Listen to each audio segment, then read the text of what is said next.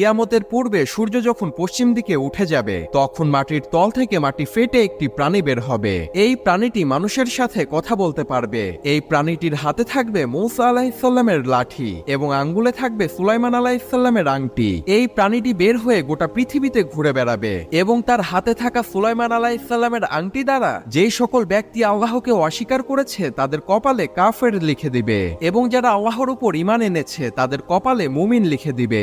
সেই সময় পৃথিবীর অবস্থা এমন হবে, একজন মুমিন আর একজন মুমিনকে দেখে চিনতে পারবে এবং একজন কাফের আর একজন কাফেরকে দেখে চিনতে পারবে। কিন্তু সেই সময় কাফেররা চাইলেও আল্লাহ তাআলার কাছে তওবা করতে পারবে না, কেননা সূর্য সেই সময় পশ্চিম দিকে উঠে যাবে, আর সূর্য পশ্চিম দিকে উঠে যাওয়া মানে তওবার দরজা বন্ধ হয়ে যাওয়া। এই প্রাণীটি এসে সবাইকে উদ্দেশ্য করে বলবে, মানুষ কোরআনের আয়াত অস্বীকার করত আর আমিও ছিলাম কোরআনের আয়াতের অংশ।